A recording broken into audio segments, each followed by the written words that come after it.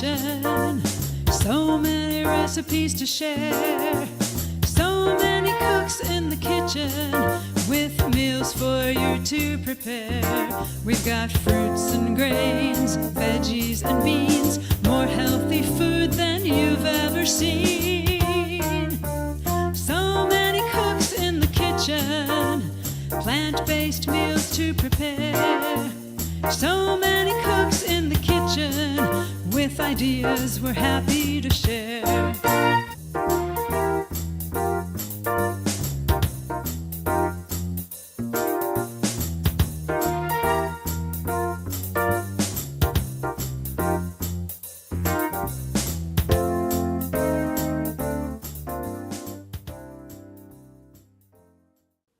Hello, and welcome to our April show of So Many Cooks in the Kitchen. My name is Dilla Barman. I'm in Durham, North Carolina, and I welcome you to the show. If you're new, we're so glad you're here. I know many of you have been watching us since the beginning or near the beginning. We've been doing this show for coming up on 6 years. I think next month will be our 6th year. So our show, we are all Physicians Committee, Food for Life instructors. We teach how food is medicine, and we have classes for keeping us healthy. We have classes about diabetes. Did you know a whole food plant-based diet can be very beneficial for people who are struggling with diabetes? We have a class about cancer. We have a class for children. We have a class about high blood pressure. We even have a class for high performance or regular performing athletes, people who want to improve their athletic performance and want to eat towards that end. And we find, based on the evidence we share, that same combination of healthy, whole food, plant-based, vegan eating is key for all of these things to keep us healthy and to help us if we end up with certain conditions like diabetes or certain forms of cancer, high blood pressure. So we, starting at the beginning of the pandemic, have been going kitchen to kitchen. Each of us is a Food for Life instructor. I invite you to visit pcrm.org and check out the Food for Life program, fflclasses.org, and see if there's an instructor near where you live.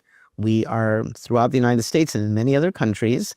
Some of us teach classes online, and see if you can join one of the classes.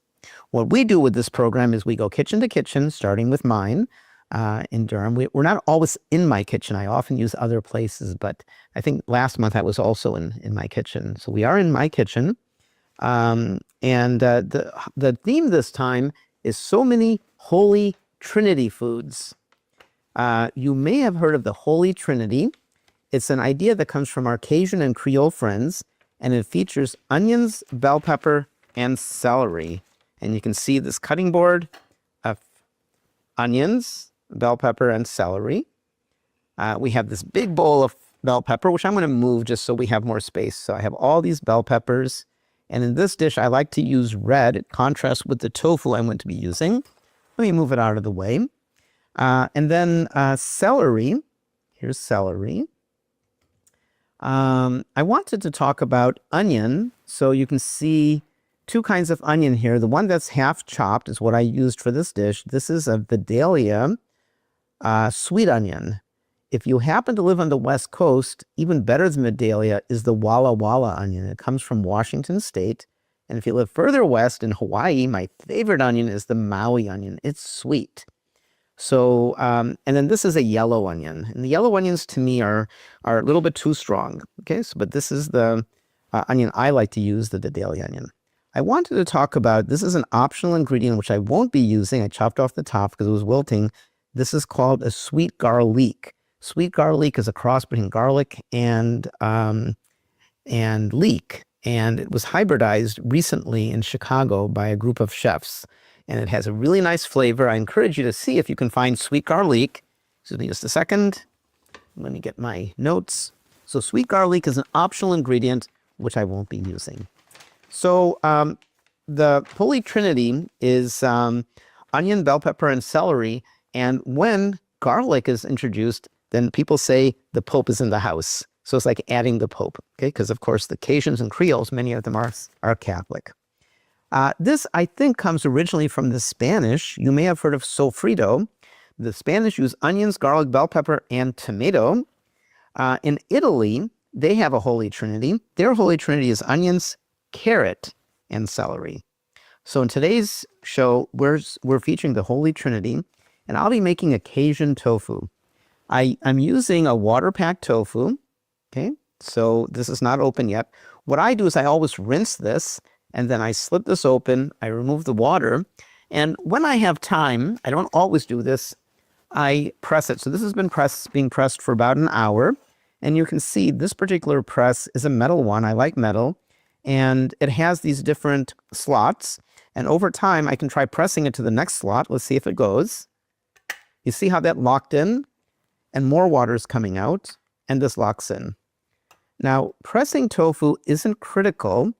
It does allow the tofu to pick up more flavor. So if you can do it, that's a good thing. So I've pressed the tofu, and I'm going to let it sit just for another minute. And what I'm going to do is, when you chop the bell pepper, onion, and celery, aim for a really fine chop if you can. And I think that gives it the kind of gravy base to this dish, the Holy Trinity, okay? It also uses jerk seasoning, and I have a prepared locally made jerk seasoning. Jerk seasoning traditionally has Scotch bonnet peppers. Now, sometimes you can replace it with cayenne, and I don't recommend you do that. If you want additional heat, the cayenne is a good additional pepper. But Scotch bonnet is really the traditional Caribbean jerk seasoning. So Scotch bonnet peppers, thyme, and allspice are the three typical ingredients. People often add for additional flavor garlic, ginger, onion, nutmeg, cinnamon, and maybe brown sugar. So you can make your own, or if you find a nice seasoning that you like, you can use that. Optionally, you can use vegetable broth. I'm not going to use vegetable broth. I made this last week and I didn't feel I needed it. But if you want some more liquid, you can use vegetable broth. So I'm going to move this to the side. Okay, so what I'm going to do now is I'm going to turn my pan on. We cooked, as if you've been watching us for a while, you know we cook with no added fat. So I'm not going to use oil. What I'm going to do is I'm going to go ahead and saute the Holy Trinity. Okay, so here it goes. Relatively pretty presentation. So I'm going to go ahead and put the celery, the onion, and the pepper into my pan. Okay, and especially since I cut it so fine, it's going to cook relatively quickly. I'm on medium heat, and that's one of the tricks for no oil cooking. If you cook on high, you may get some sticking. But even if you get some sticking, all you have to do is put some water in the pan afterwards and let it sit, and it will clean up. Okay? So I don't know if you can see it. It's not hot yet, so I can hold the pan with my hands. But there is the Holy Trinity, and it's going to form the base for this dish. Okay? Now, the quantities of the ingredients are in a recipe document, and somebody on the team can maybe flash up the link to our recipe document. Please ask questions anytime. I'm, of course, cooking right now, but my colleagues will see your questions, and after I'm done cooking, I will see your questions as well. We love answering questions, and after we're all done cooking, so for example, after my segment, I think Susanna Dickman is on next. She's going to be making a sauteed vegetable dish or pasta. I think Janan is cooking this show. I think Cody and Carolyn are cooking. But after we're all done, we'll come back to a formal Q&A, and we have some giveaways for you. So if you ask questions at that point, you'll be in the running for some giveaways. So I'm going to cook this down. Okay, I'm going to increase the heat just a little bit. When you're cooking without oil, if you go above medium, don't do it for long, and keep an eye on your pan. And you can see there's absolutely zero sticking. Okay, of course, it's not that hot. And while it's cooking, I'm going to bring my cutting board back, and I'm going to chop the tofu. Okay, so I'm going to use my favorite knife. It's a new knife. I feel bad because I've always wanted to take a cutting class. And by the way, salt is an optional ingredient. Okay. So what I'm going to do is I'm going to release the tofu from its water over the sink for just a second. So excuse me, just for a moment. Okay. So release the tofu press.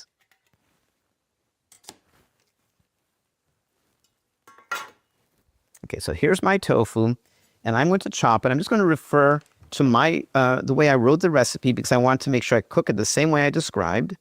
Okay, So I suggest cutting this 14-ounce block of tofu into about 5/8 inch cubes, which means a little bit more than ½ inch. So here goes. I like the santoku knife. Again, it's new for me because these grooves help prevent sticking. So here goes. There's the 5/8 of an inch this way. Let's cut it this way as well. And then let's cut it this way. Now you can fine tune this, but I recommend that the tofu be cut uniformly. If you have some big pieces and some small pieces, it'll be a little bit odd. Okay. So I'm cooking. The tofu is ready to go. I'm cooking down the Holy Trinity, and what I've suggested is cook it for about 6 minutes until you get a thin layer of liquid. Now, if you can see, there's a little bit of liquid, but it's not a lot. I'm not going to keep you 6 minutes, so I'm going to cook this suboptimally. I'm going to let it cook for another minute or so. Okay. One thing that I like a lot about Holy Trinity foods is that's a nice combination. The celery brings out a really nice flavor. And you can vary it. If you want, you can optionally add some garlic as well. So you can have the Pope in the house too if you want. I like garlic, but in this dish, I actually prefer not to include garlic, but suit your own preferences. Okay. You can see there's 0 oil required. Let's talk while it's cooking about oil. Oil is pure fat. If you like olives, enjoy some olives. They have fiber, but once you squeeze the olives, there's no fiber, and you get pure fat. And so we recommend trying to minimize oil. Do we suggest no oil? Well, some of us do use absolutely no oil. I use a little bit of oil here and there. When I cook tempeh, what I do is I put just a little bit of oil in the pan, and then I wipe it so there's a very thin layer, a trivial amount of fat, and then I cook my tempeh. Tempeh, which is a fermented soy product, does, I find, need a little bit of oil to brown. So I do use a little bit of oil here and there, but in this dish, you know why, totally from a culinary perspective, not from a health perspective, why I don't think oil is a good choice? Because as it cooks, water comes out, and water and oil don't typically mix. So I think even for people who do use some oil, I don't think it's helpful in this, and it's not necessary at all. This is a very flavorful dish. Okay? Do you see as it's cooking, the bottom is getting a little bit of liquid on it? I don't know if you may not be able to see, but as the time continues, then as this cooks, as it sweats, liquid is coming out. Okay? Can you see some of the bubbling of the liquid? Okay. So ideally, I'd like to let this cook for 4 more minutes or so, but I'm going to continue. And I'm going to go ahead and add the tofu. Okay. The tofu, actually, what I'm going to do now is I'm going to add some jerk seasoning before I add the tofu. So the jerk seasoning I'm recommending, my recipe calls for a ½ teaspoon. I generally don't measure, but I measured it for you. And here live, I'm just going to mix in. I'm going to put less than a ½ teaspoon because my daughter's going to have some soon, and she doesn't like spicy.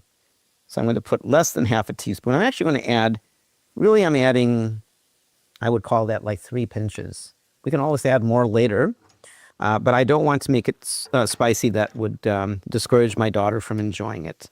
So I'm going to mix in the jerk seasoning. I'm not going to add the salt. Does anybody know why I'm not going to add the salt at this point? Because salt would mix well at this point. We don't need much. We need a couple pinches, maybe a ¼ teaspoon. The reason is that salt is coarse and can scratch a pan. And so therefore, I prefer not to add salt at this point. Okay. Now what I'm going to do, if you can see the pan, right? It has the jerk seasoning mixed in. It has the Holy Trinity, which forms a nice gravy. I'm now going to add the tofu. So there goes the tofu.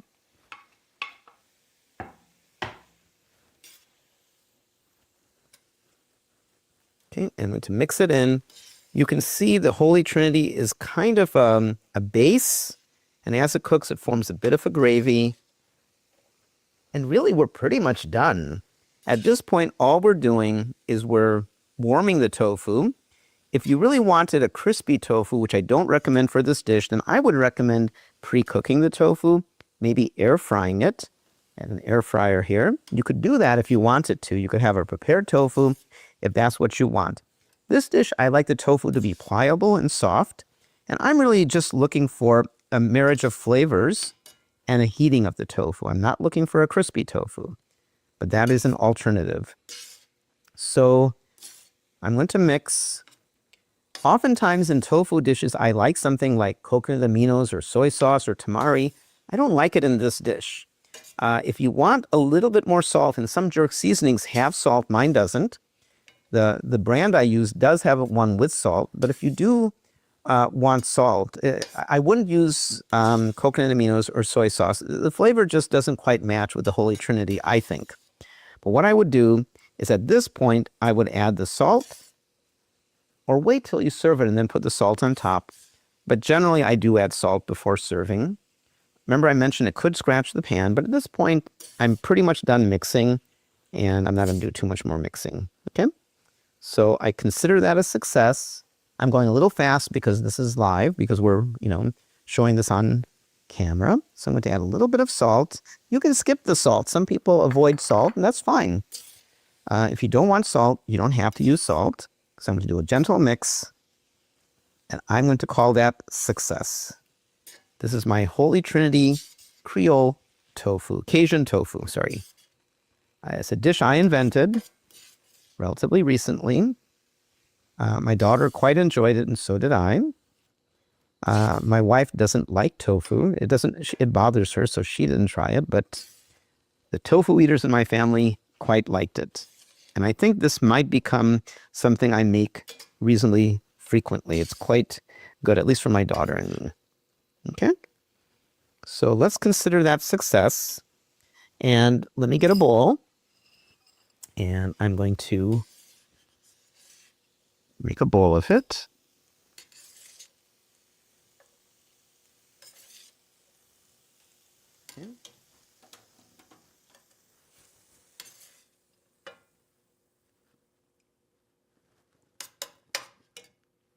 Okay. I want to trim in the same name that I published. This is my Cajun tofu. And you can add a sprig of some green, maybe of sage or oregano, just for dressing it up a little bit. But that's all it needs. Let's give it a try. Okay. I'm going to take a chunk of tofu and some of the base. It's delicious. To my taste, it's a little bit low on salt, but I'd rather serve food a little bit low on salt. The celery is still crunchy. Honestly, I'd like to cook it for a few more minutes, but it gives a lot of flavor. I'm going to actually cook it for 2 or 3 more minutes before I serve it. But there's the tofu with the Holy Trinity. Try it, easy peasy. You can make it as spicy as you want. Use less, no jerk seasoning, more jerk seasoning.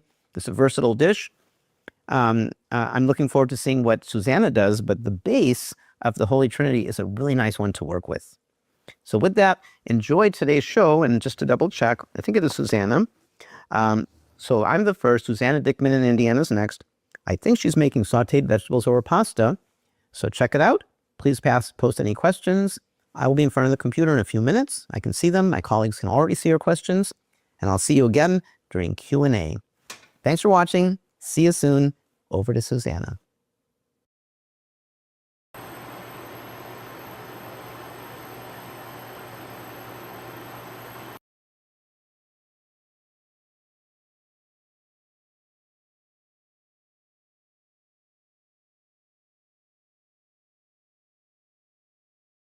I'm totally jet lagged. I arrived to Abu Dhabi just a couple days ago with a big time difference.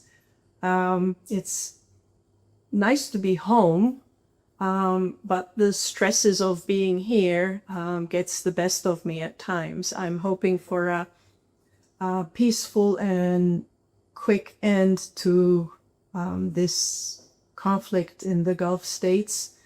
I'm grateful for the UAE government for having protected all the residents and citizens here in an amazing way and having kept the peace in this country. today's theme is the Holy Trinity of veggies. And that in Italy, where my husband is from and where we go back and forth to, is carrots, onions, and celery. I have already chopped some ahead of time. In most of the times they use the normal yellow onions. I really like red onions, so I always substitute red onions for mine. And in Piemonte, where we live, sometimes they also substitute leeks when they're in season. They use leeks instead of the onions. They give a milder flavor, and especially in risottos, they're awesome. And if I say risotto there, they sort of kill me with their looks. Risotto. So risotto is a wonderful dish. And the sofrito, as they call it, this threesome slowly cooked on a pan until they're translucent, is the base for many of the dishes that we eat in Piemonte and all over Italy. So I've done it. As you can see, they're very fine little cubes. This is called brunoise in cooking.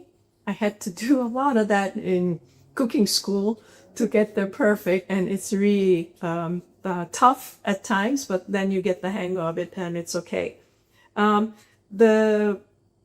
So the fine part of it is making them into these brunoise, which are like a few millimeter cubes of these three veggies. And it's important to keep them the same size for the fineness of the sofrito. Sometimes for a creamy result, I would put all of them into a food processor and make them into a paste to use it as a thicker base to a soup or something. But most of the time it's used in this simpler form. Or for like a minestrone, you could also chop them larger. The trick is to really keep them equal in size. For the brunoise, I wanted to just demonstrate. You basically take your celery and you cut it into equal slices.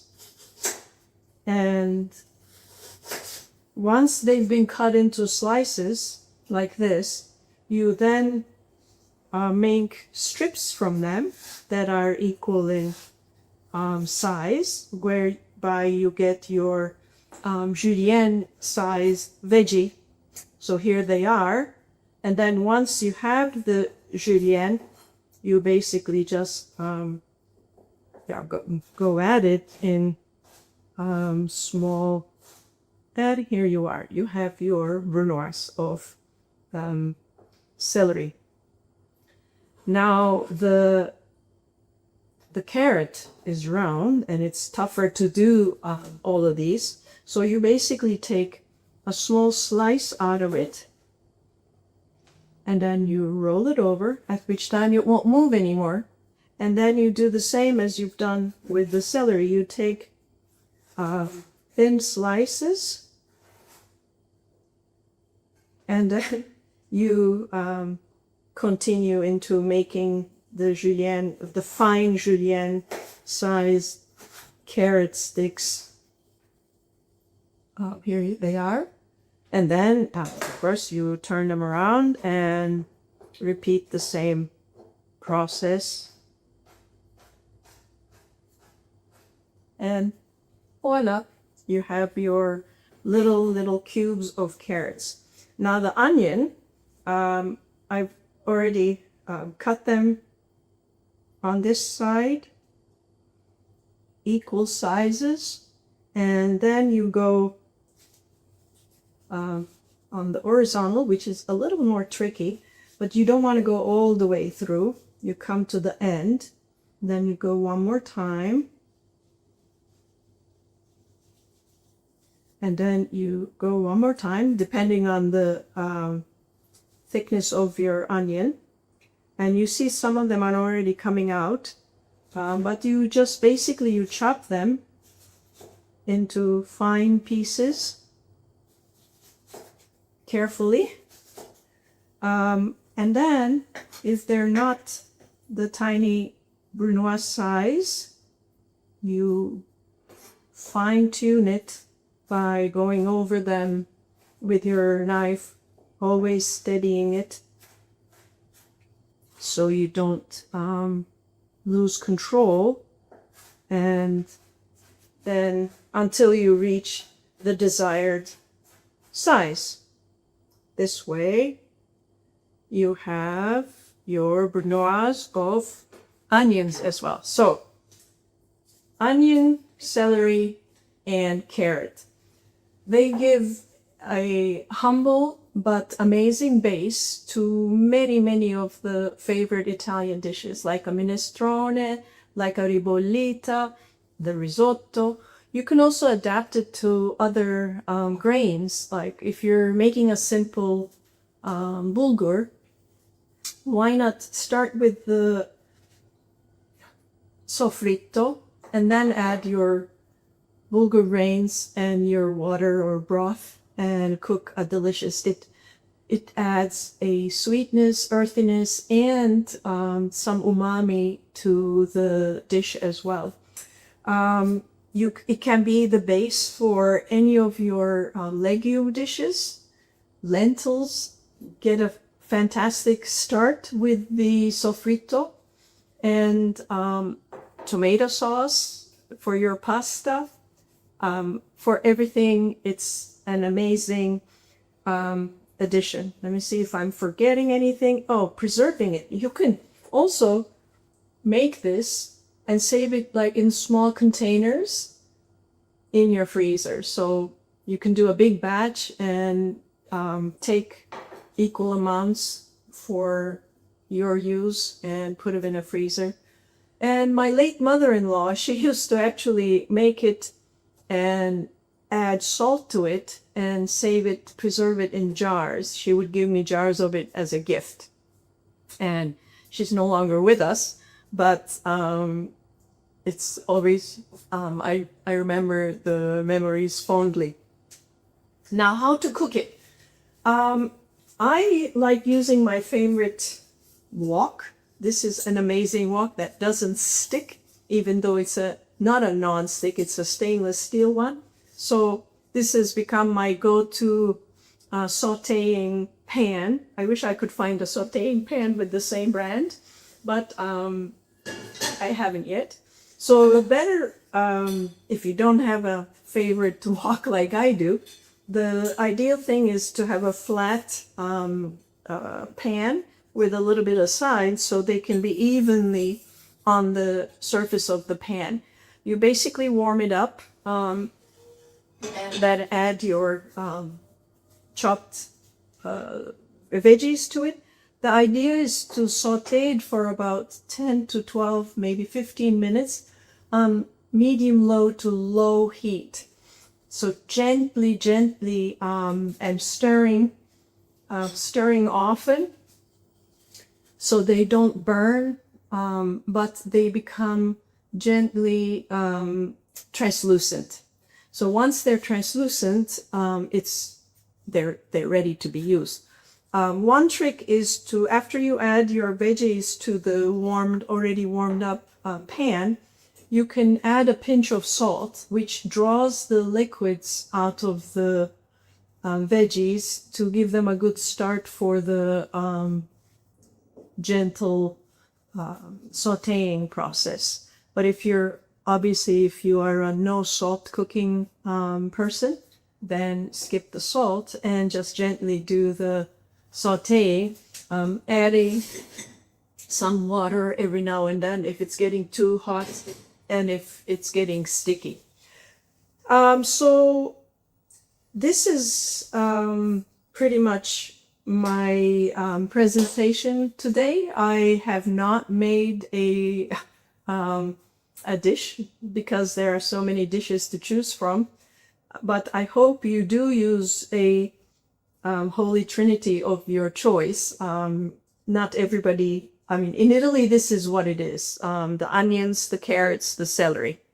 But you can, of course, add to it garlic or other flavorings as well. And one more thing is we saute these for creating a base. But a trick is that in the summer, my lovely old neighbor, she would make tomato sauce, fresh tomato sauce, at which time she did not saute them. She put the chopped veggies and the fresh tomatoes that had been chopped or smushed all together in a pan and slow cook them into a sauce. So while most of the time, or let's say all of the time, it's used sauteed, this can also be used from scratch together with the tomatoes for a fresh summer tomato sauce. Okay, I hope you enjoyed this and you'll give it a try at home. And remember, you can use your favorite kind of onions or leeks as well. Now we go from Abu Dhabi all the way to the US to my friend Carolyn. And she has some goodies to share with us. Take it away, Carolyn. Bye, everybody. See you next time. Hi, it's Carolyn, and I'm a Food for Life instructor in Montgomery, Alabama. Today we're talking about Holy Trinity foods. So I'm in the South, so Holy Trinity foods usually refer to onion, bell pepper, and celery. So here in the South. So I'm going to start with those, and I've got my pan nice and warm. You go ahead and add that. So I understand that in other areas, Holy Trinity foods might refer to different things, like maybe throwing in carrots or ginger. So in some Asian countries, the Holy Trinity foods might include ginger instead of maybe the celery. So in the South, though, there's kind of a joke that with the Holy Trinity foods, the onions, peppers, and celery, that if you add in garlic, garlic is called the Pope. So we have the Holy Trinity and the Pope. So we're going to add the Pope in just a little bit. I have a little bit of water to add to my pan, just to keep it from sticking. Or you could add some vegetable broth. So I've already got vegetable broth ready to go too for the rest of the dish. Okay, so what I'm making today is Southern barbecued beans and greens. And we know beans and greens go together really well, just like the vegetables of the Holy Trinity, right? So beans and greens are a super good combination because they also give you a really nice hit of calcium, bioavailable calcium. So that's important that the nutrients in our foods are bioavailable, and that means available to us to use the nutrients for our bodies.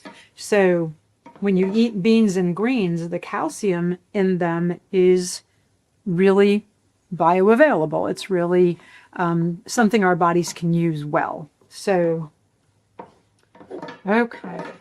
This is getting cooked, looking pretty good.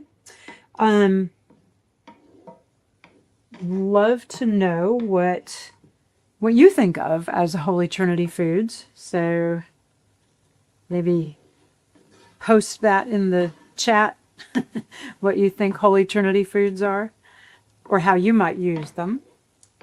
I love the idea of Italian beans and greens.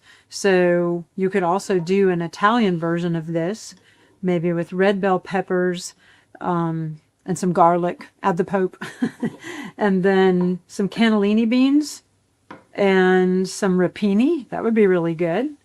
So something more with an Italian flair.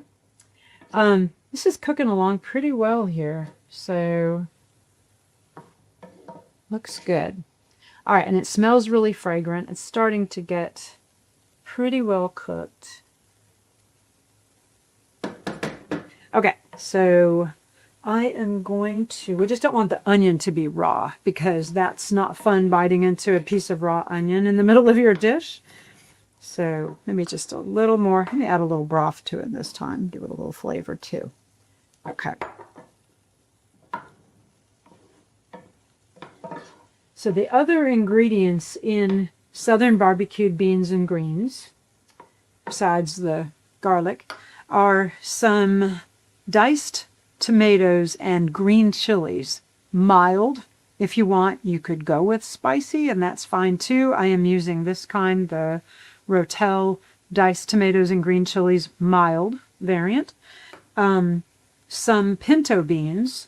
These are low sodium store brand pinto beans. You could also use black-eyed peas because that would be very Southern. So I'm doing 2 cans of those. I have about a cup of frozen corn kernels that I thawed. So those are going to go in too. And then because it's beans and greens, I have greens, which this is freshly picked kale. And it's actually, growing right now in our garden. And it's about, 2 to 3 cups of torn, freshly picked kale. And then to make it really Southern, we're going with a little barbecue sauce. So I'm using my favorite brand, Stubbs Original. And this is the reason for the original is because it has 0 fat and only 5 grams of sugar total. Most barbecue sauces have 12, 15, 20 grams of sugar. And I know there are sugar-free barbecue sauces on the market, but they also have some weird other ingredients that I'm not real crazy about. So this one it's all ingredients that you know what they are, which is what I really like about this brand in particular. So, all right, that looks pretty ready. I'm going to add a little more water to keep it from sticking here. It looks ready to go ahead and add the garlic, the Pope. We're going to throw in the Pope into our Holy Trinity. There we go. Get it all out. I used 2 relatively large cloves of garlic, minced. And then you're just going to cook that for, I don't know, 30, 45 seconds until it's fragrant. We don't want it to brown or anything, but, just kind of release its flavor a little bit. There we go.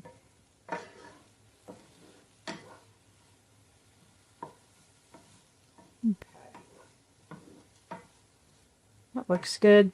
And it's starting to smell really good. I can smell that garlic, which means it's time to add some more ingredients. Okay, so I have the tomatoes and their juice, so don't drain them. Add all of that. You could even add a splash of water to the can to get all of that good flavor out of there. There we go. And I'm adding the beans that I've already rinsed and drained. Cans of beans. Get that stirred up really well. And I'll go ahead and add in the corn. So that's just about 1 cup of frozen corn. You could use fresh corn. If you want, you could use canned corn. I really like frozen because frozen means it was picked right when it was the ripest and then frozen.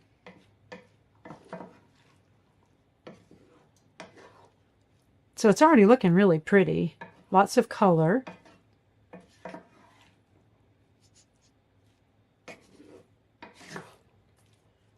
There we go. Look at that. That looks delicious. And we'll let that simmer for just a minute. Okay. Till the heat comes back up and it's a little bit bubbly. May add just a tad more splash of water to it so it's not going to stick. There are other brands of diced tomatoes and green chilies out there. So this is just one of the more common ones that you can find in most grocery stores. You'll probably find store brands also make their own. Like if you shop at a pretty major grocery store, then they'll probably have their own store brand of canned vegetables, and you'll find diced tomatoes and green chilies. They may not taste exactly like Rotel, like, you know, people are used to this brand because they make that Rotel dip out of it. So, but in this case, you know, I did see a store brand, but this one was on sale. So I went with the Rotel. All right, starting to come up to a little bit of a bubble here, which is good. That looks just delicious. Look at that. It's very colorful. Oh, I'm losing some. Just trying to escape. Okay, and then once that cooks and the flavors get to know each other a little bit, we're going to add the greens, because, you know, that's a really important part of beans and greens, is the greens. So, yep, it's starting to simmer again. Okay, so I'm going to dump the greens in. That's a nice big pile of greens.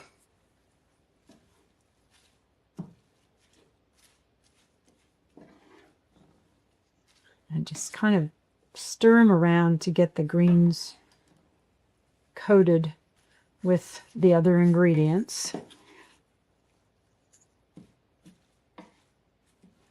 There we go.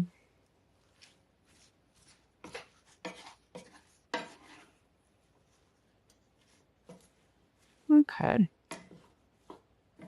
And then I'm going to add in the rest of that broth. And that was a low sodium vegetable broth. You can use your favorite vegetable broth. Make it yourself. You know, homemade vegetable broth is always a really good option. Or you could use better than bouillon. And, you know, you can reduce the sodium by using less of the better than bouillon paste mixed with hot water or boiling water. All right. And once we get the greens all nice and coated and starting to cook down a little bit, keep having an onion that wants to jump out. Okay, once you get it all cooked down a little bit and the greens are starting to actually, you know how greens get really small, like especially spinach. Now kale doesn't do this as much. Collards definitely don't do this as much, but they do cook down. They get smaller. Okay, so once that's all accomplished, and you can see that the greens are starting to really incorporate, we're going to add about 1/4 of a cup or more if you like, you know, barbecue sauce. And 1/4 cup is the same thing as 4 tablespoons. So I'm going to do 4 tablespoons. There's 1, 2, 3, and 4. All right, that's probably plenty. And you can always have extra barbecue sauce on the side for serving. Okay. And then we'll stir that barbecue sauce in too.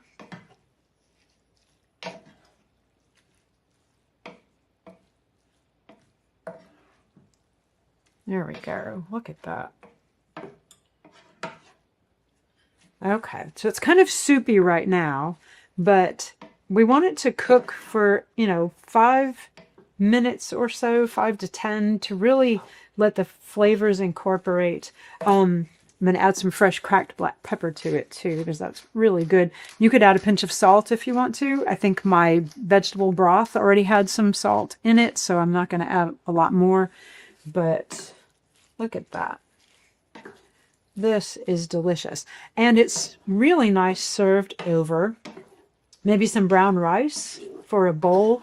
So you could have a bowl that has brown rice and maybe some roasted sweet potatoes, and some of this in the bowl. I mean, it would just be a really nice combination bowl. If you want to make it really southern though, serve it over grits. Make some savory grits. I always make my grits with vegetable broth in it because it gives it that really nice savory flavor. And that would be a really good combination. with some maybe chopped fresh green onion over the top of it, or pickled jalapeno. Pickled onions would be really good, very southern. So look at that. Okay, so there's so many different variations of beans and greens, but I really like my southern barbecue beans and greens variation. So there's so many different ways you can use beans and greens and use the Holy Trinity vegetables in pretty much, soup, stews, just about anything you want to make. So, but do give this a try. I'd love to hear if you try it and what you think. But yeah, it's a favorite, and really good with cornbread too. That's a really good addition to this, and some roasted sweet potatoes. That would be fantastic. So maybe put in the chat how you might serve it, or how you might change it up to make it, instead of Southern, make it Italian, or make it Tex-Mex. So what would you do differently? Love to hear about that. And I think that I am kicking it back over to Dilip for Q&A now. Is that right, Dilip?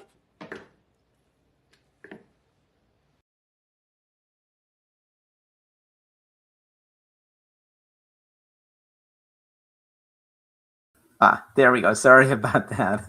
Okay, you couldn't hear me.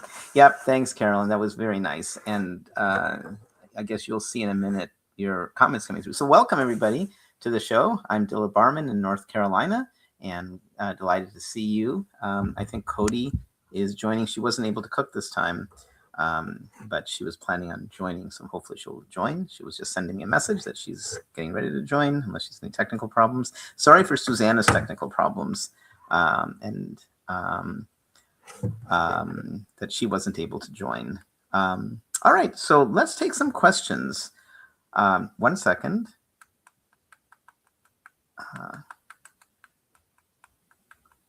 Okay. So some really good questions have come through so far, but any questions come in from this point on will be in the drawing for. We have 3 wonderful prizes, and I see some questions are coming in. So Janet, sorry to you. I saw your comment that your questions were not showing up. So I don't know what happened, but now they are showing up. So my Q&A question: what side dish starch would you serve with your Cajun tofu? Really anything. Rice goes great with it, and I think that's how I served it when I was practicing making the dish. I invented this dish a week or so ago. Rice goes great. One of the stores I shop at has a nice new mix of purple, brown, and red rice, and it's on sale, and it's so good. I had it, served it for dinner yesterday, and while I was cooking, I served myself a small bowl because it was just so tasty. So it would go great with that. It would go well with mashed potatoes. If you want sweet, mashed sweet potatoes would go well with that. Quinoa. So really any starch that you would like would work well. So thanks for asking. And I'm going to go ahead and add your name to the drawing. So Janet Doe is the first person to ask. Thanks for your question. And Janet also comments that her Holy Trinity is cilantro, onion, and jalapeno. Okay, so spicy. Another question from Janet Doe: what brand of jerk seasoning? I use one, and I used to get it for free because it would be given for our vegan Thanksgiving, and they would always give me extra for my own use.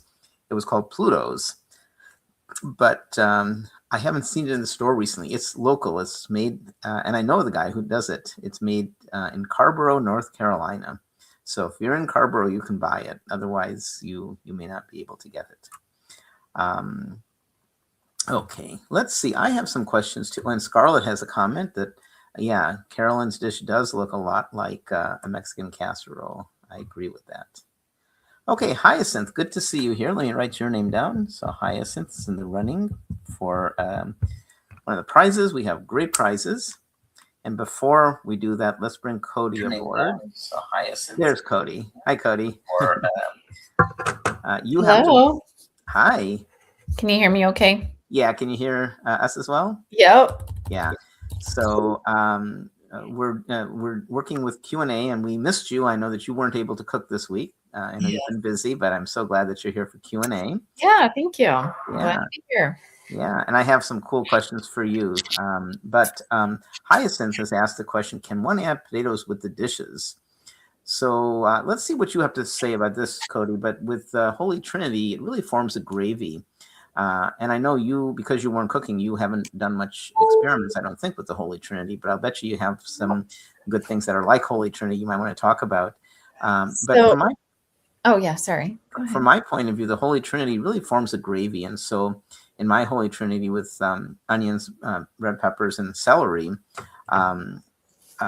you can add potatoes. And in fact, I did last night, as it turns out. So I made dinner last night, and that's exactly what I did. I boiled some, I peeled, and I chopped some baked potato into large bite-sized pieces. I made the Holy Trinity, and then I put the potatoes in, and I put some additional seasoning in. One seasoning I added was truffle salt. So Cody will tell you, and I will tell you, try not to. We need iodized salt, but once in a while, a little bit of flavored salt is really nice. And so the truffle salt and a little bit of I had a little bit of sauce left over, and I put that in, and it was really good. The potato goes great with Holy Trinity. Holy Trinity is great. It really brings nice flavors together. Did you have any thoughts on that, Cody? Yeah, I mean, definitely. So I make a corn chowder. And I start off with onions and then celery and garlic. And then, I end up adding corn to my corn chowder, or sorry, potatoes to my corn chowder too, to kind of make it heartier. Garlic. I mean, I put all sorts of seasonings in there. So yeah, it kind of just depends what you want to make with it, So you could do maybe like a minestrone even. You could chop up some potatoes and put it in your minestrone if you want to starch in there like that to make it heartier too. It just kind of depends. So you can make a ton of things. You gave me a good idea, Cody. When you're talking about minestrone, you could take and I can't remember what it's called, but you might remember that really, really small pasta. It's like sometimes we use it when our kids are very young, like an alphabet soup kind of thing. I don't remember what that's called, but that would be nice with the minestrone. Or even Banker noodles too. You could a couple, not maybe as many, but some. Yeah. Okay, good. Let's see what other questions have come through. I had a question about maybe we could take a second, Cody, and talk a little bit more about salt. So what are the pluses and minuses of salt? Is salting food a good thing? What about the salt that I used in a different recipe, the salt, the truffle salt? So did you want to start a little bit of discussion, and I can add to that? Sure. And I think, is Carolyn trying to get on too, Dilip? Yeah, we're trying to. She had to run, so she's going to try to get in the car and join us from the car. So I'm texting with her. Oh, okay. Okay. Well, okay. So with the salt, coming from a nursing perspective on salt, it just kind of depends. If you're someone that's having a hard time with high blood pressure, maybe your physician's told you to stay away from salt or go to a low sodium diet. You see a lot of times, that's when you need to start really limiting your salt intake. Because where salt goes, water follows. So if you have a lot of salt in your diet, it's going to be absorbed, into your bloodstream. Your blood's going to pour more fluid in there. You're going to have a higher volume, higher blood pressure. Okay. So that's kind of essentially how that goes down. So if you try and reduce your salt, hopefully it reduces your blood pressure a little bit too. For those who are not concerned about blood pressure issues, little salt's okay. You do need some salt. You need some sodium in your diet because it is an electrolyte, an essential electrolyte. And you do get it in lots of different things, different amounts, naturally. If you do use or buy salt, we do recommend getting an iodized salt. And it will say there right on the front whether it's iodized or not, because your thyroid needs the iodine to help just keep it functioning. So, and your thyroid's for metabolism regulation. So, that's kind of in a nutshell, so we do try to limit our salt intake, but I know you and I, Dilip, use occasional salt to season our foods. So. Yeah, everything Cody said. For years, I actually stopped using salt, and I realized as I became a Food for Life instructor that the problem isn't salt added to the cooking; it's processed foods, and if we're eating minimal or no processed foods, I can't say eat no processed foods. I do eat some processed foods, but processed foods generally have a lot of sodium, so you have to be careful with that. And since I don't eat a lot of processed foods, I now have come back to salt. In fact, my wife has low thyroid function. She needs salt, so she always adds extra salt at the table. So I love this new truffle salt I bought. It was delicious yesterday. Oh, I bet. Yeah, really good. but as I use it, I realize I have to use the iodized salt as well. I think we should add Carolyn. She's waving to us. Yeah, I'm trying. I'm having a technical problem. I'm texting with her, so I'll take care of Carolyn. We'll see if we can figure it out. Okay. And then Janet says grits need salt. Carolyn's having some, yeah, she's texting. Well, we're figuring it out. Okay. Okay. Okay, I think we figured it out. She had to run right after her demo, so she's in the, let's see if I can get her on. Yep, okay, here she goes. So she's in a car. There she is. Hi, Hello. Carolyn. Can you hear us? Hi, I'm Carolyn. not driving. I'm not driving. It's okay. Oh, thank goodness. I did have actually plenty of stuff to say about salt too. So Go I on. was like, hello, I'm Emily. Yeah, So, that's right. Yeah. I mean, yeah, six years ago, they told me my thyroid wasn't working. And I realized, my doctor did a test that said my thyroid wasn't functioning well. And I realized I hadn't had any salt in a long time. And the only salt I was using didn't have any iodine in it. So I switched back to iodized salt and started eating seaweed snacks every now and then for the iodine. And my thyroid function is totally normal now. So that's, we do need iodized salt. So, but it turned out the specialty salts, all those really nice specialty salts like Himalayan pink salt and truffle salts and all those kinds of things, there's no iodine in them. So you actually have to look for the words contains iodine, an essential nutrient, because if it doesn't have it. So it's funny because I just bought the truffle salt and used it yesterday, and within the last week I also bought, because they were both on sale, a built-in grinder, a pink salt, so Himalayan pink salt. No but iodine. I know that no iodine. Pink salt. There's no I was using all that too. Yeah, I was using really nice specialty sea salts and pink Himalayan salt, all kinds of different salts. None of them had iodine, and then my thyroid stopped working correctly. So when I switched back to eating iodized salt, now my thyroid is fine. So right. So that's my point. It's the iodine. Yeah. When you do, it's the iodine. I found it was interesting because we ran out of salt, out of iodized salt, and we had some trouble finding it. I generally shop at a co-op and even Whole Foods, and so we actually had to go to a I'm not sure why our co-op didn't have it, and Whole Foods Market didn't have it either. So we had to go to a regular grocery store to get iodized salt, which was really interesting. I know, sometimes I do too. So yeah, I mean, I don't even have a Whole Foods anymore, so I have to go to the regular grocery store for everything. So yeah. You got lots of comments while you were cooking that your dish reminded not Scarlett, but James and Krista said that your dish reminded them of a Mexican casserole. Sure. You could make it a Tex-Mex bean. Yeah, absolutely. That's the cool thing about beans and greens. Make it Tex-Mex. I mean, use Tex-Mex seasoning instead of the barbecue sauce. I mean, you can make it Italian. You could, you could use like cannellini beans and broccoli rabe in it. I mean, it's so easy to change the flavor profile of beans and greens. I was just going with barbecue because it seemed like fun. Well, I would encourage everybody.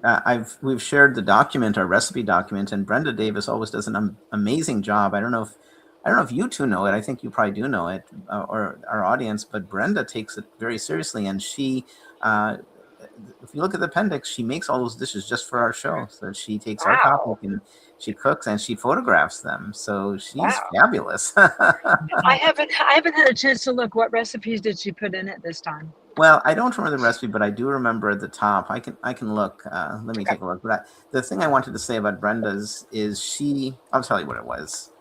She made a classic French-inspired split pea soup.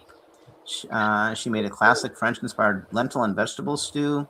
She made a rustic tomato, white bean, and mirepoix casserole.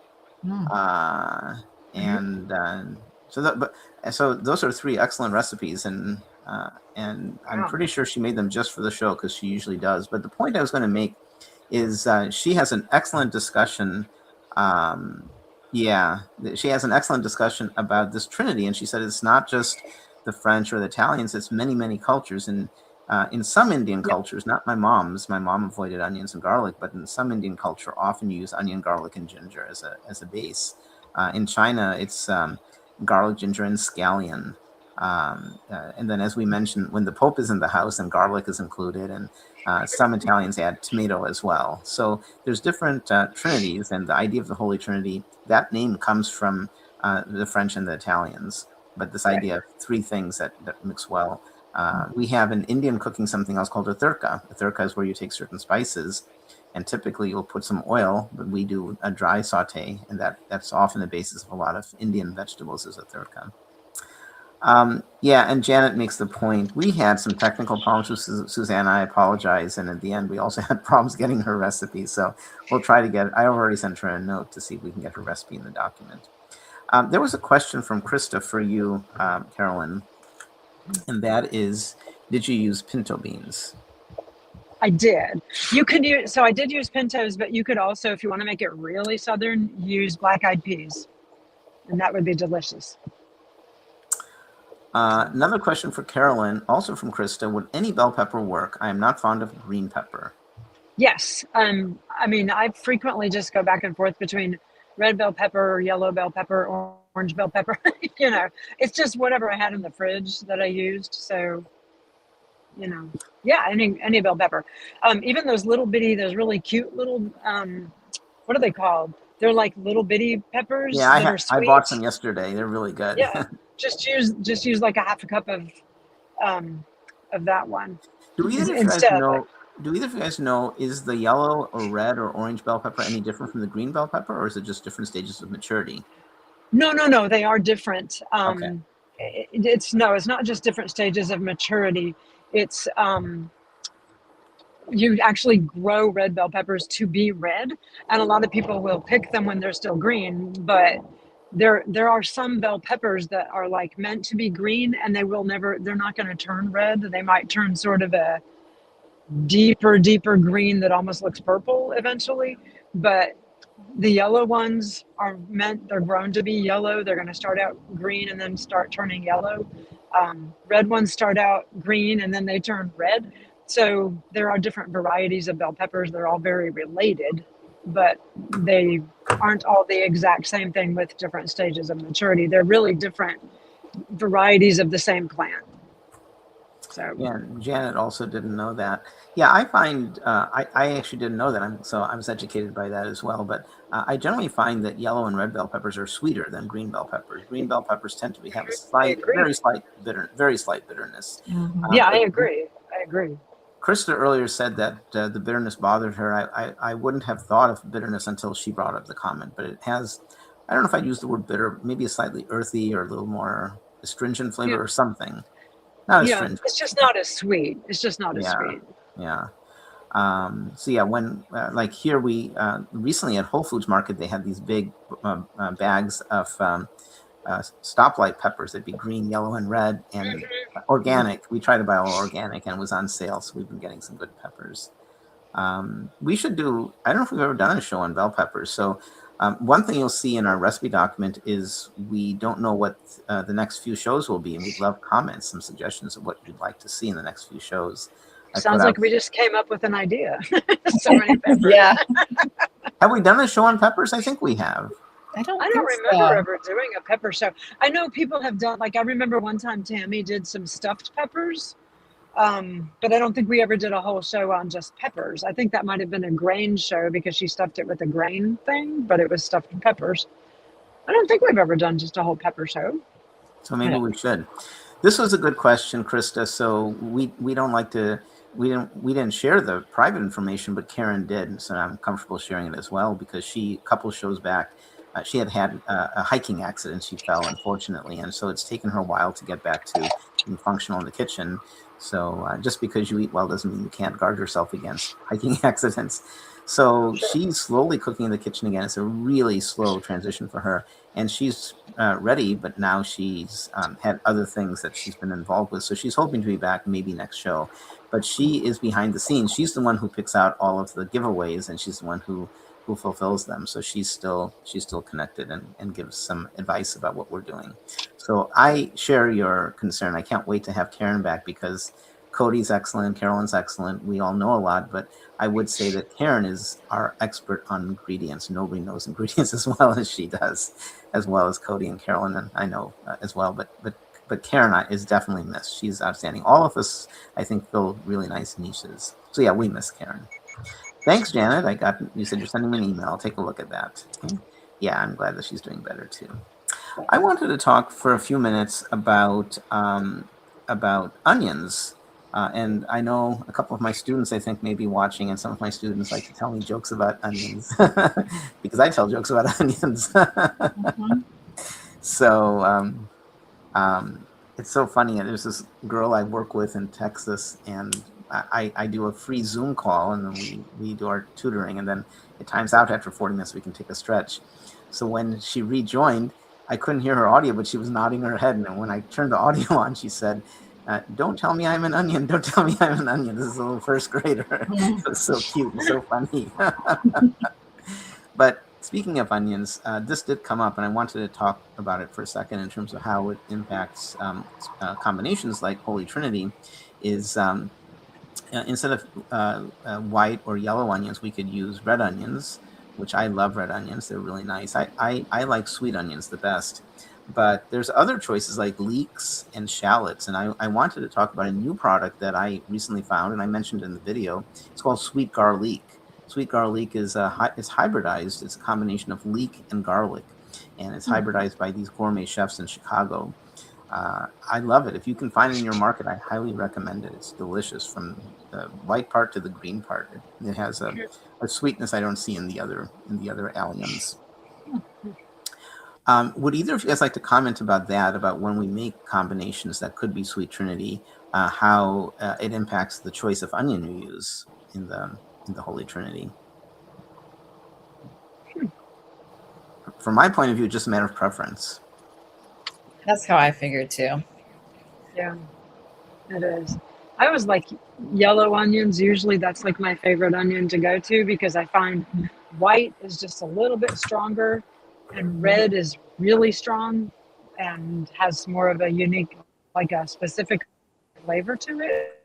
But much for pickling, making quick pickled onions, red is my go-to. So I agree with you on the I try and do something a little more tamer because of the kids, because otherwise they complain that tastes like onion, and so I try and do like the less strong type of onion. So like you said, the yellow, the sweet onion helps a little bit. Mm-hmm. The thing to be careful about with onion is the house can smell, and so it's nice to have your vent on and your breath. Yeah. Your breath can smell terrible too after onions. So yeah.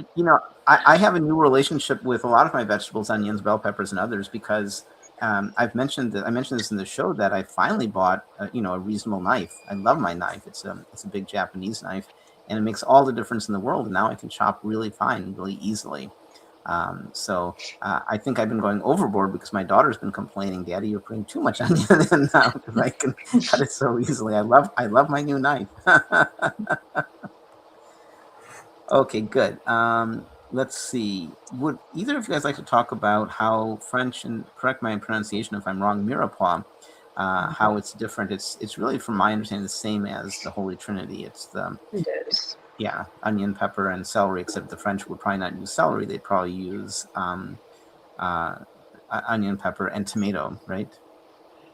Or shallot sometimes. Shallot, it depends yeah. on the, yeah. Mm-hmm. Yeah, it's the same thing. Mirepoix and the Holy Trinity foods are the same thing. Yeah. Well, we have 3 excellent giveaways. I don't know if the two of you have ever been lucky enough, like I have, to meet Brian Terry. Mm-hmm. I have met Brian Terry. He's so nice. He's awesome. Mm-hmm. He's such a nice guy. Have you met him, Cody? No, I don't think so. Brian Terry is from Louisiana, I believe, and he specializes in Cajun cooking. And he's just a gentleman. He's so soft-spoken. He's a vegan. So I met him on the same cruise that Cody, you and I went on the bigger cruise, not the one that all three of us have been on. Holistic Holiday. Holistic Holiday. So Okay. I think the first time we went on Holistic Holiday, when Anu was maybe 4 or 5 years old, he was there, and we spent some time with him. So one of our giveaways today is his book, Vegetable Kingdom. All his books are excellent. They're beautifully photographed and accessible. Some of his recipes might be a little complicated, but they're fun to try. And then somebody new whom I hadn't known before. Her name is Crimsey Lileth, and she wrote a book called Cajun Vegetarian Cookbook. And I haven't seen it, but it looks excellent. So we're going to give that away. I read a little bit about, and again, I hope I'm not mispronouncing her name, Crimsey Lileth. You're a Southerner now, Carolyn, so maybe you can improve on my pronunciation. I don't know what that looks like in writing, or I would tell you. K-R-I-M-S-E-Y, Crimsey Lileth, Lileth. So Lilith. Crimsey Lilith? Okay. Maybe so. Okay. I don't know. I don't know. I've met Brian Terry. He came here to Montgomery. We got him here a few years ago to do a cooking demo at our farmers market. So that was pretty cool. Bernadette has met him too. It's great. Bernadette, it's not too late to ask a question and be in the running. Oh, good. I'm glad, Krista, you did. Anyhow, Crimsey Lilith has a book, Cajun Vegetarian Cookbook, and I look forward to whoever wins it, seeing what you think about it. And then we're also going to give away a subscription to Veg News. And I have 3 people. I have Janet Doe, Hyacinth, and Krista. So that means everybody will win a prize unless, Bernadette, you or somebody else asks a question. And Janet, you sent a message. You said you sent me an email, and I don't see an email. So if you want to reach, I got it. Okay, thanks. I got it. Got your email. So to reach any of us, it's just our first name at somanycooks.com. So Carolyn at somanycooks.com, or Cody at somanycooks.com, or Dilip at somanycooks.com. That's how to reach us. Okay, if there are no more questions, should I do the drawing? There's only 3 people. Yeah, let's see who wins. Let's see who wins what. Or you could just pick one. Yeah, exactly. Yeah. So what I'll do is the first one, I think the one I'm I'm excited about both of the cookbooks. They both look excellent. I have Brian Terry's. I don't think I have that one. I've got 2 of his other ones, but I don't have that one. So. Okay. Well, Krista, that's very kind of you. But since you're one of the 3, I see no reason not to include you in the drawing. Okay. If there was a 4th person, maybe I would not include you. But final chance for anybody to ask a question. So we have 4, or if Krista moves her name, you on the list. No more questions. Then I'm going to use random.org to draw a random number from 1 through 3. Then I think I'll give away Brian Terry's book first. That sound good? So let's do that. So number 1 is Janet Doe, number 2 is Hyacinth, and number 3 is Krista. So let's do it. So 1 through 3. The first winner is number 2. So number 2 is Hyacinth. Hyacinth, you get Brian Terry's book. I think you're going to like the book. And I think we have your address because you've also won before. But if you don't mind emailing me and confirming you're still here, then I will make sure we get you Brian Terry's book. So Hyacinth, congratulations. And let me go ahead and type here. Cody, would you type that my email, dilip@somanycooks.com, and the winner is Hyacinth, Brian Terry's book. So Hyacinth, are you? Oh, we lost Carolyn. She's driving.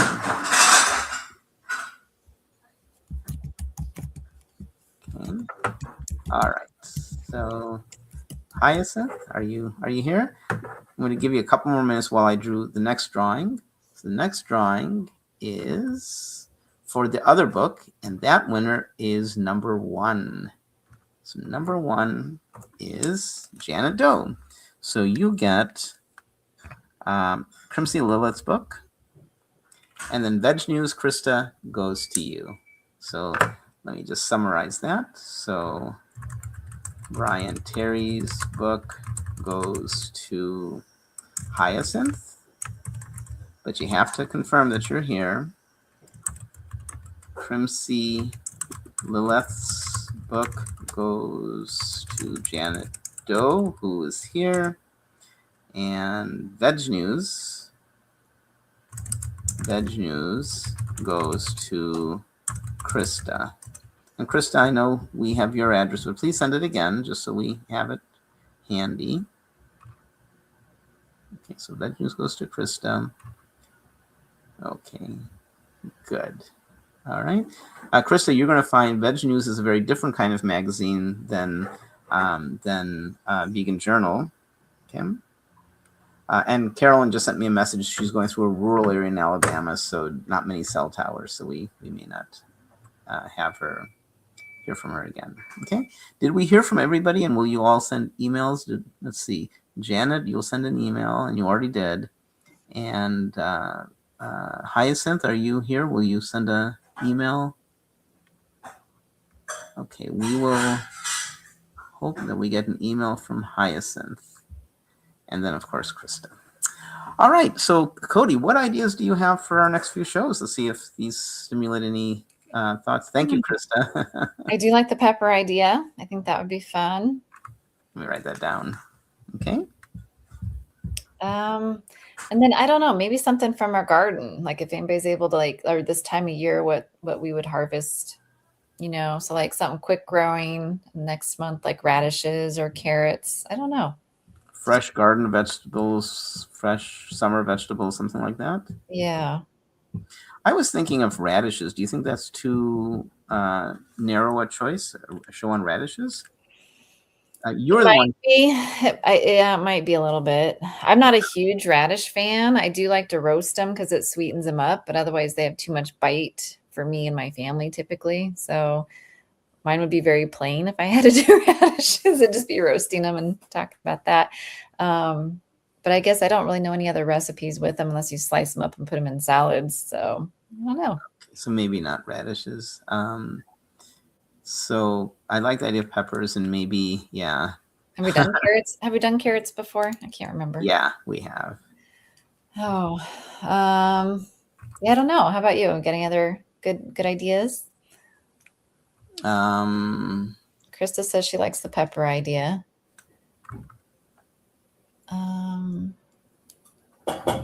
Or different lettuces or different greens or...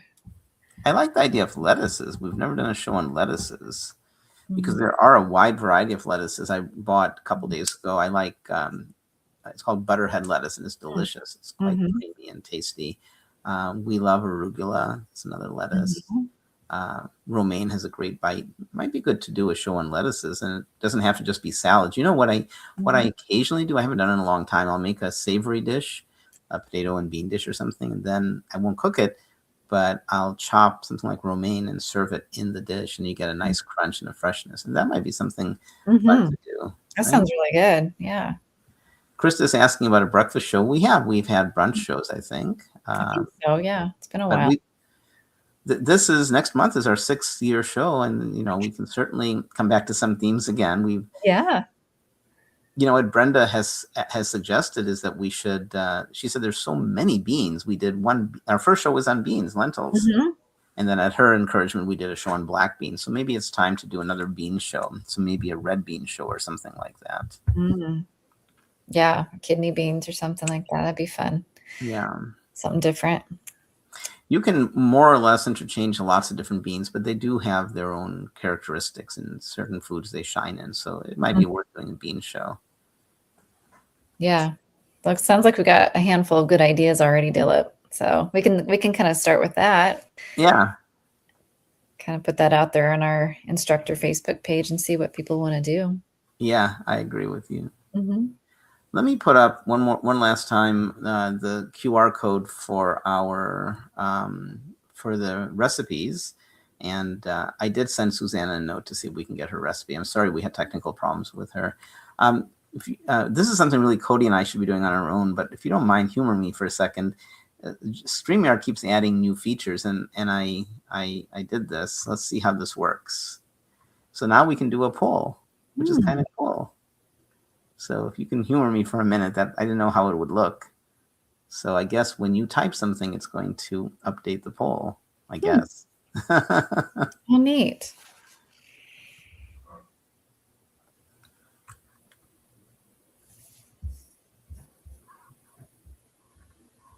I don't know where all of you guys are, but here in North Carolina, it's just lovely. It's mid-80s, and I'm happy we're having the show. But I was also wishing it were a little later because my daughter and I were at a science exposition, and I have my own math school, and we had a table, and we had lots of kids come by.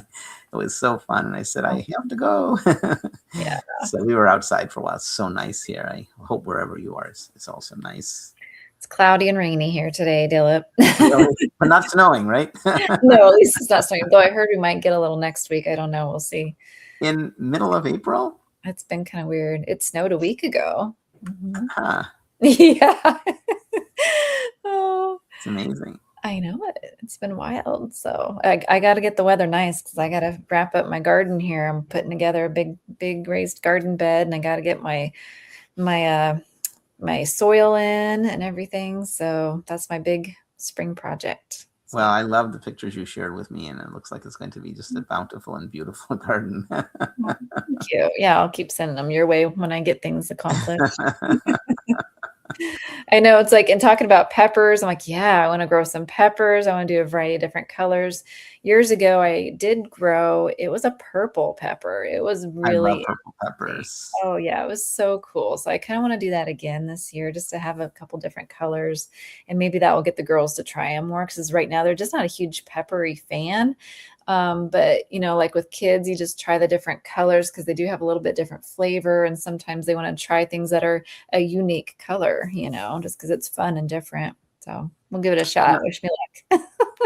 If we do a pepper show, it's a different family. It's called a pepper, and it's a different vegetable altogether, but we could make it broad and include hot peppers. I can't remember what family it is, but it's not the same family. Am I correct, Cody? It's called something else. It's I think the bell pepper is a nightshade, and the jalapeno may not be, but I'm not positive about that. I'm not a pepper expert, so I don't know. I'd have to look that one up, Dilip. Yeah. Well, either the poll's not working or I have to stop the poll or something. So I don't know if anybody was able to respond, but that's the new poll thing. You and I will have to play with that sometime, Cody. Yeah, that sounds good. We can do that for sure. Well, this was a great show. We missed having you cook. You always have great ideas in the kitchen, but Well, thanks. Yeah, I appreciate it. Yeah, we had to take my oldest for a college visit today, so that kind of consumed our time today. So, hope it but went well. oh yeah, it was good. Good. So, can't believe she's getting old enough to start looking at colleges. Well, both your daughter and my daughter are the same, more or less the same age, so they're Yeah. and we need to get a couple more kids in the kitchen shows going. Hopefully, one or two before the year end. So we should start talking to the kids about that. And Yeah. those They're in the busy right now. Yep. We got lots of different schedules, so hopefully we can get something that'll work together for them. Yeah. Looks like Krista's heading out. Bye, Krista. Thanks for joining us. Thanks. I guess that's it for our show. It was fun. Did you have any final comments, Cody? No, just thanks for joining us. Sorry I wasn't able to cook this time, but it looked like there's some really good recipes on here, and I'll have to look at that cookbook for Brenda's recipes as well. So she's pretty incredible. I'm glad she does that for us. Yeah, both Cody and I are very, very lucky because not only do we love her work, but she's also a personal friend of ours, right? So we have a personal relationship, and they don't come much nicer. She's so good at what she does, and she's so nice. Yeah. And she tries to watch our show. So I don't think she's traveling right now. I know, so I don't think she's watching. But we love her support, and her appendix that she writes is phenomenal. It's just great. Yes. So we really appreciate that. Well, thanks everybody. We'll look forward to seeing you. I have some possible dates. We haven't even nailed the dates down, but we got lots of great ideas here, and I'll share them with my fellow cooks in the kitchen and see if we can schedule something very soon. Yeah, sounds great. Thanks for joining us, everybody. Have a good weekend. Yep. Bye-bye. Bye. So many cooks in the kitchen, so many recipes to share. So many cooks in the kitchen with meals for you to prepare. We've got fruits and grains, veggies and beans, more healthy food than you've ever seen. So many plant-based meals to prepare. So many cooks in the kitchen with ideas we're happy to share.